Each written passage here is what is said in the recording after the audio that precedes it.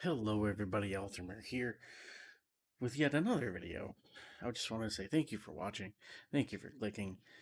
Let's dive right on in. Hello. Um, I want to do something very different today. I wanted to cover just content that just didn't quite make it or was put on the back burner, what have you. I do want to put a bit of a disclaimer. It doesn't mean any of these are coming. It also really doesn't mean that ZeniMax had any plans for these either, by the way. These guys play around with stuff all the time. They play around with ideas. It's good to have an idea and say, hey, do you think XYZ would work? I don't know, build it. Let's test it. Let's see. You know? So just because this kind of stuff was found in the game files doesn't really necessarily mean that this was the way they were going to go or it's going to come in the future or, anything like that. I'm by no means trying to step on any toes here. So I'm going to touch on this first thing here. There's nothing in this thing, by the way. I don't know why, but there's really nothing here. At one point, Battlegrounds was Alliance War related, and PvP took balance on Balfaria, which is where um, the, the new tutorial takes place. Full breadth of changes can be found here. So let's see. Let's get this one done. Same page. Awesome. During a time when Battlegrounds would be Alliance War related, Bavaria Island is contested by all three alliances of Tamriel. It is a constant battlefield. Dangerous, yes, but this may be an advantage. Reinforcements are constantly being sent to Bavaria. You should have no problem joining up and shipping out with them. So they kind of had a plan, Fort Belfaria is fueled by support structures we call resources, which we have now: a farm, a mine, and a lumber mill. Capture these to cripple the keep. The fort is the primary objective on the island. Capture the fort, and our entire covenant reaps the blah blah blah blah. Let's see what this one is. No, that doesn't lead to anywhere helpful. So this, I think, let's see. I think at one point, if you captured the fort, this was the map. If you captured the fort, it actually there were a couple of them, I think. Um, it gave you benefits in PvP. So this was scrapped. I'm not really sure this would have been a great idea. I mean, it's different, but I'm not sure if it's a great idea. I mean, what would you think of a battlegrounds if they added a battlegrounds that kind of steered off of the ones we have now, but were more Alliance War related? You got benefits in Alliance War. Would you like that?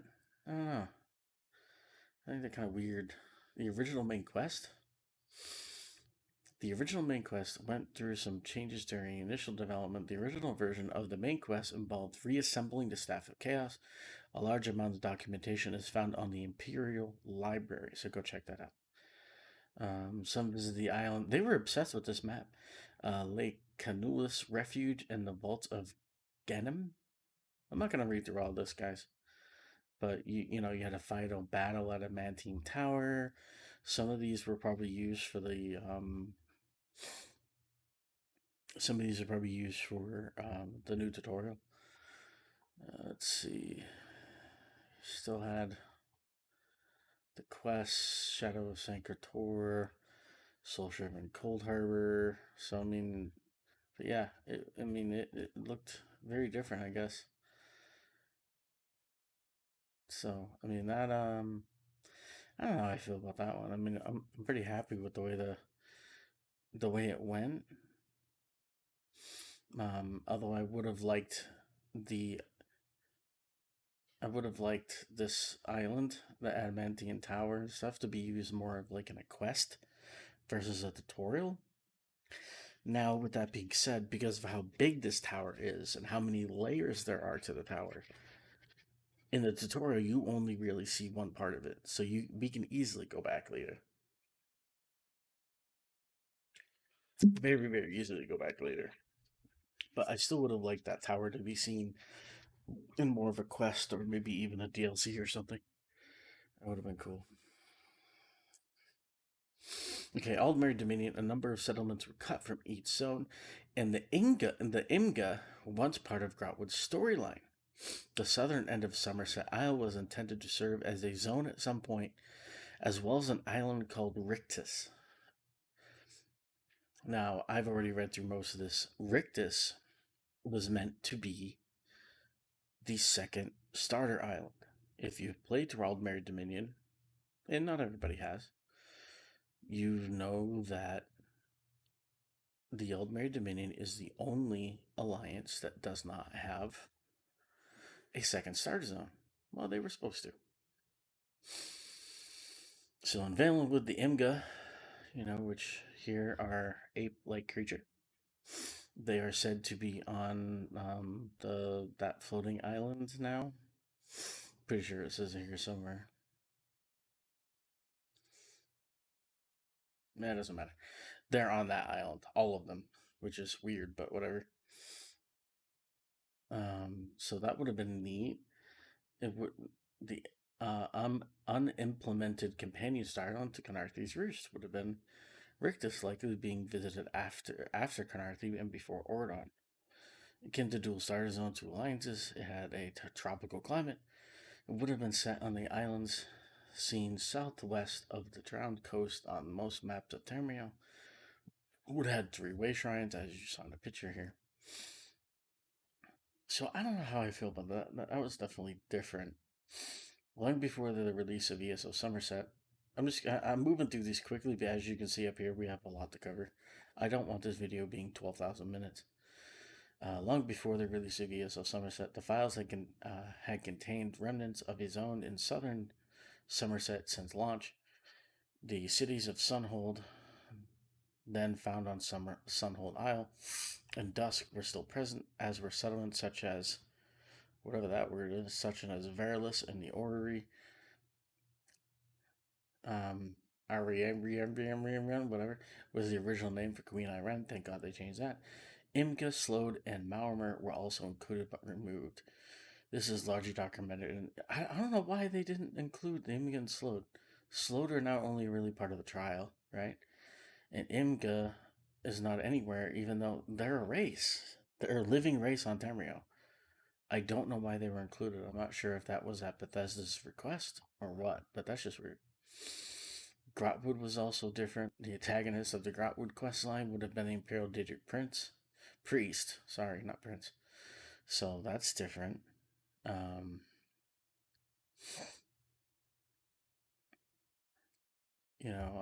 let's see.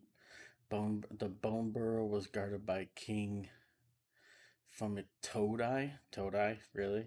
That's just stupid name. Let's see. Yeah, so that's how the Gil Vardell was atop a plateau that set up Sapton Cold Harbor Nern and is accessible to most thanks to. Interesting. Somerset would have been completely different. The main quest would have been completely different.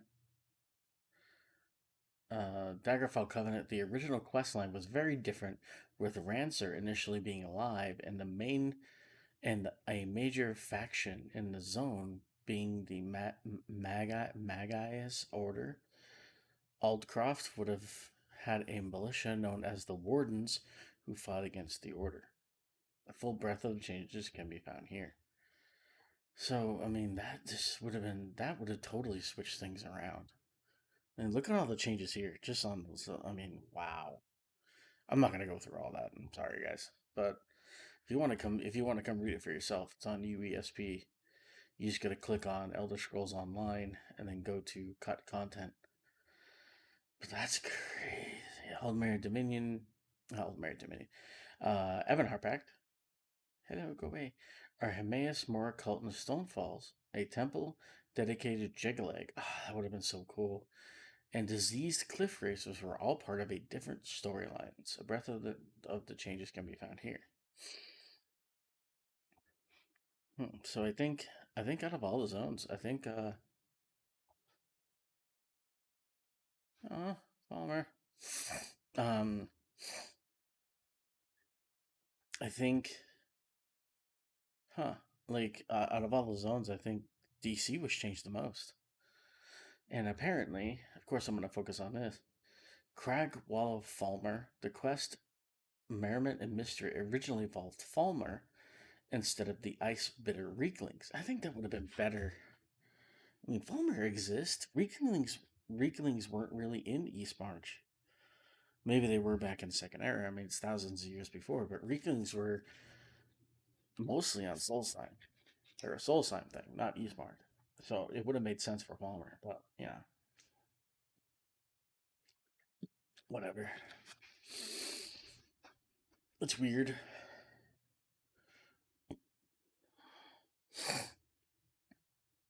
See, because this line right here, I think they'd be worried like Falmer fell into mystery, and why would anyone know what they were? Well, this line right here, if I were to guess, I'd say Falmer. Never seen them before, but heard tales. So it's like he wasn't sure, you know. So I mean, yeah, I don't know. That's weird. That's weird.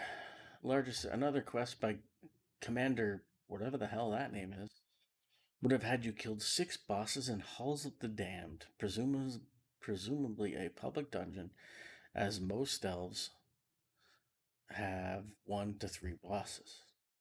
Halls of the Damned is a public dungeon, isn't it? Isn't Hall of the Damned the dungeon in yeah, Halls of the Damned the dungeon in Cold Harbor. Okay. Group dungeons, it was originally planned for each dungeon to get a unique veteran version. Later, a Mark II instance that served as a sequel to the story. However, after the success of the dungeon DLC monetary system, the plan was scrapped. Doesn't really surprise me that. Mages Guild, Ivea it's called, in ages past, it was an island in the Somerset Isles set aside for mages across Tamriel. Yeah, we all know. You know all this. I mean, this. How was it changed?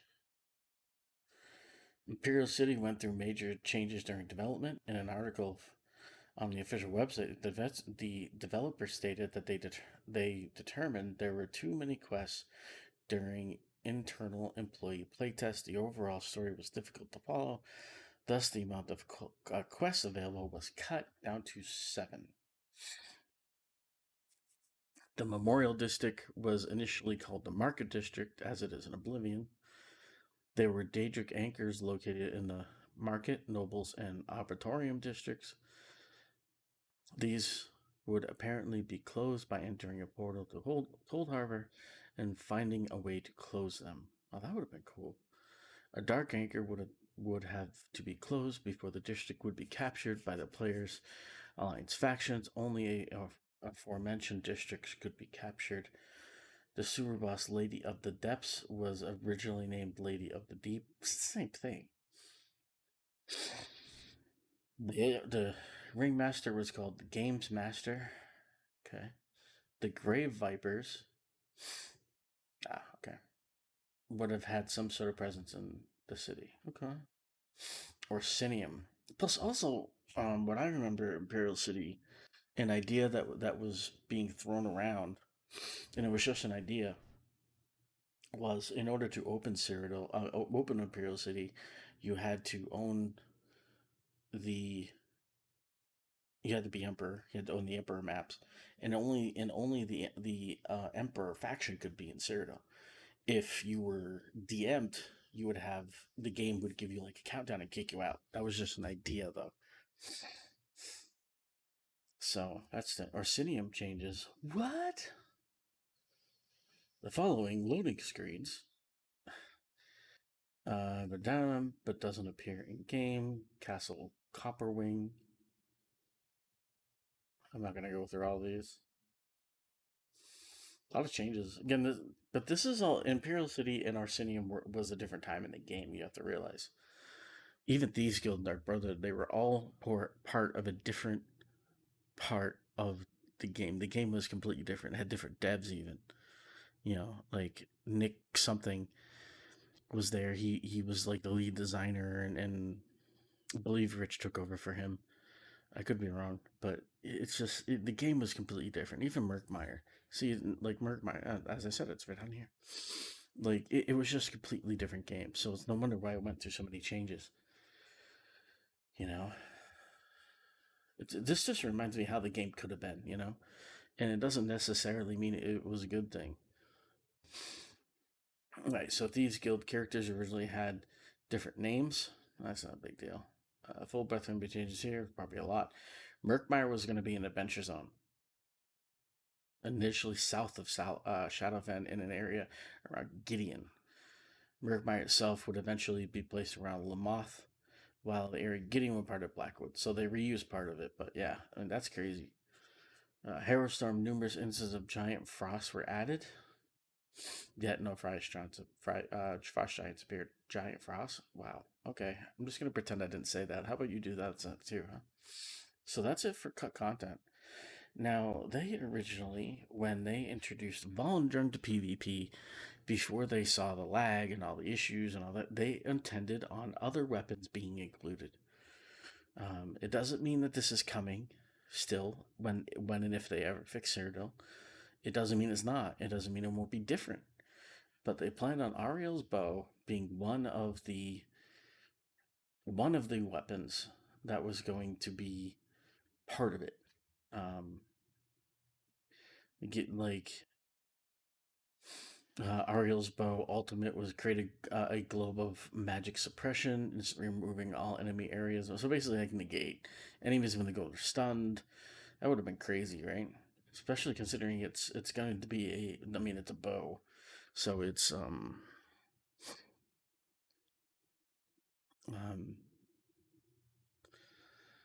it's ranged. Numbers display here based on value of magic stamina is magic stamina cost is based on character level 50. Damage values are based on max magic or stamina. So it depends on how much you magic or stamina you have, or health, or whatever. So I mean that would have been interesting. I think I really think it would have been interesting, especially being a ranged weapon. Um, Increased all your stats, making formidable foe while you carry this weapon. You may not use other skills, but that's the drawback. Is there's no healing. Whenever the hammer comes out, people forget that. They think the person's immortal. Happened last night. People are like, oh god, the hammer, oh god, and then the guy dies in like 10 seconds because he gets lured away from his group and forgets he doesn't have healing. You have all the health in the world. You can't. It's hard to fight four people with no heals. So, yeah, that would have been pretty cool, right? Ariel's bow. Would you like to see Ariel's bow? Another weapon that was supposed to come Sangrine's Rose. That was right. Sangrine's Rose was supposed to also be a part of it. But again, these were either scrapped completely or put on the back burner because of issues of PvP. Now, so this might upset some of you, but I mean, you have to realize. I mean, when they put in this gives me hope because it shows that when they put in siegeable mile gates and Volundrung, they didn't think it was going to cause more lag. They didn't think they had all these plans. And it's like, they probably had plans for Ariel's bow one, like Volundrung 1 year. The next year would be Ariel's bow would be added. Next year would be so they would have a constant stream of PvP updates until they could fix PvP. So that's interesting. So I mean that gives me kind of hope that they did have all this time that we didn't think they had PvP ideas. They did, but they had to backburner them. You can take that as you want, I guess. I'm not going to get too much into this one. Um, the interesting one for me here um, was the the class skills that were changed, and also the old bat swarm. Who misses the old bat swarm? I mean, come on. Bat swarm summons a swarm of bats, dealing magic damage to all nearby enemies for 5 seconds. The clouding swarm allows you to teleport to an affected enemy, while the devouring swarm also heals you for each affected area.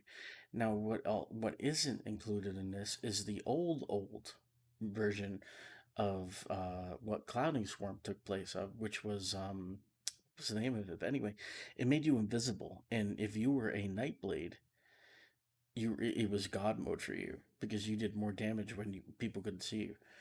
Oh, it was crazy. It was absolutely crazy. I loved wiping groups with that invisible bats. Invisible bats. Oh, so great. Another ability Nightblades used to have is Agony.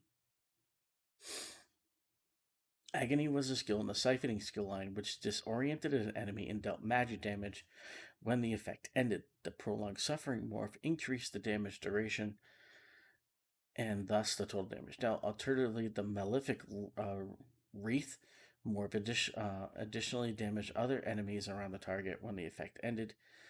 The ability was removed in Update 16 for the heal. I'll show you here. Basically, you cast it and it's a CC. Think of it as Fossilize. A lot of Nightblades didn't use it. I did. I loved it. It was a great troll ability that no one expected you to throw, and people really hated when I threw it.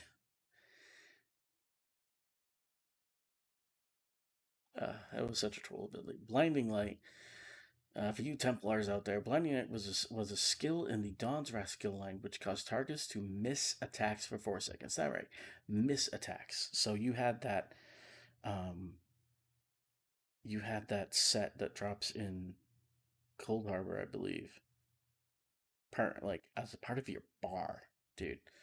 With a chance to set off balance, its searing light morph reduced the chance of missing attacks but dealt damage to affected targets, while the blinding flashes morph pulsed periodically, with each pulse causing nearby enemies to take 50% chance to miss and be set off balance. It was moved in Update 6. 6. Think of it. What update are we on now? 30 something? 39? Yeah, it was. Look at the patch notes. 1.1. We're at 9 point something now. That's an old ability. Uh, Summoning Restoring one. It's basically the same thing. It's not. Twilight for a Twilight is not different. So Haste was a skill in the Assassination skill line, which increased the attack speed of light and heavy attacks by 30% for 20 seconds. Its focus attacks morph added stamina regen, while its oh god, I know that word, incapacitate, morph immobilized targets every 10th strike for 2 seconds. The ability was removed in Update 6. Again, Update 6, guys. Like, oh my god, this game's so old. It was replaced with Grim Focus.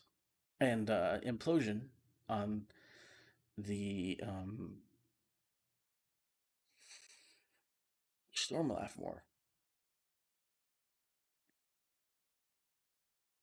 This was didn't wasn't this a beta? Oh no, this is the old Stormlight calling ability. Okay. There's another ability that's even older than this. I thought that's what this was. Darn it. Man. Alright, well, I know that it's not going to say it here, is it? No. There was an old ability way back in Alpha. For those who don't know, there was an ability. I don't remember what it was called, but it was um, it was a sorcerer ability, and I think crystal fragments took its place. But think of what Death's Wind does as for a 5-piece bonus. You know how it blows people away from you, lightning with like shock damage. That's what it was. Nothing special. I like Crystal Fragments better anyway. Um, let's see. And there's some Dragonite abilities that they missed. There's Dragonite abilities that definitely were replaced. At least 2 of them. But whatever. Mm, So at one time in Cyrodiil, we had mercenary merchants. You could buy these merchants and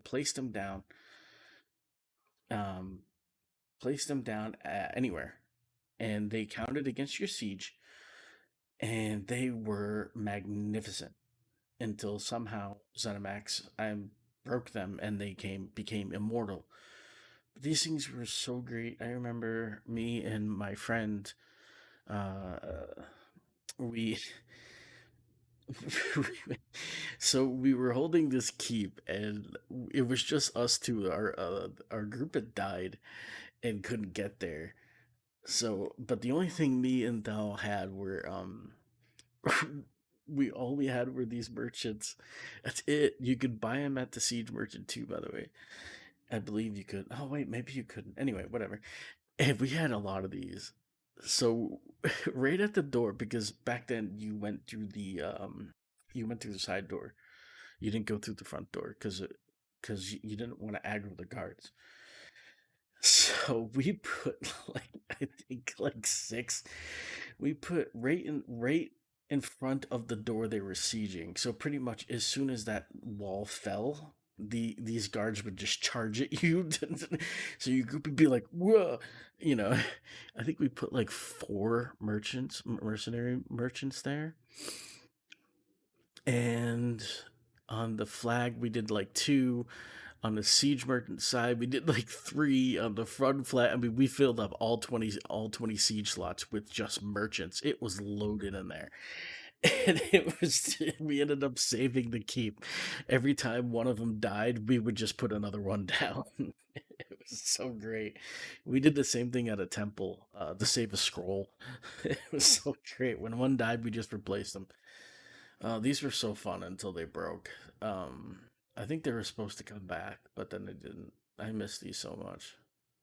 They changed the pace of fights like so badly. Like it was great.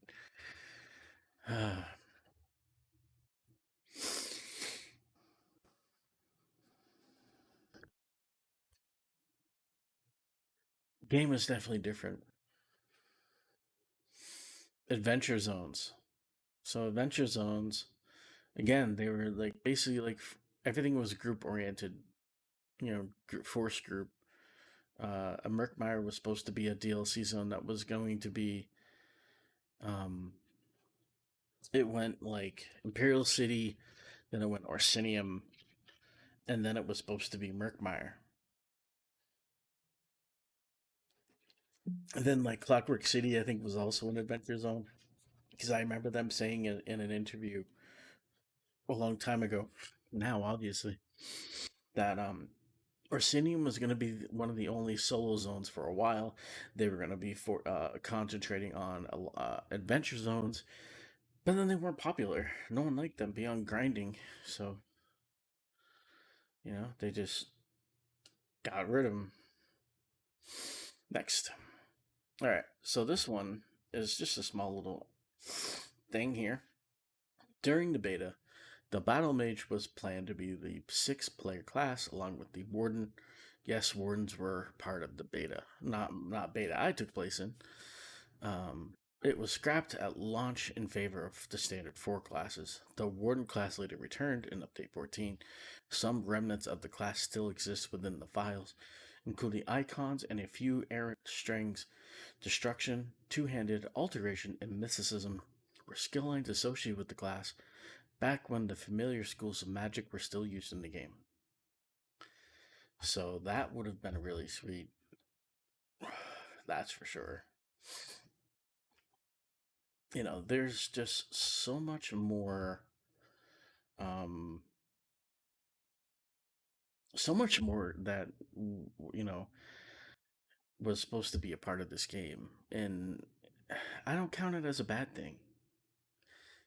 I mean, you typically play around. Let's see. You typically play around, and um, it's.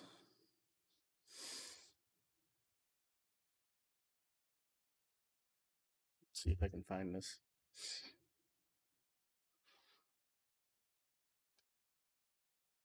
Oh, updates once per hour. God, they really changed UESP, huh? Oh, here we go. This is all just did you know? I love these.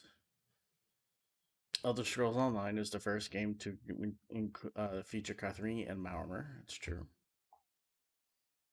But there were so many things that were you play around, and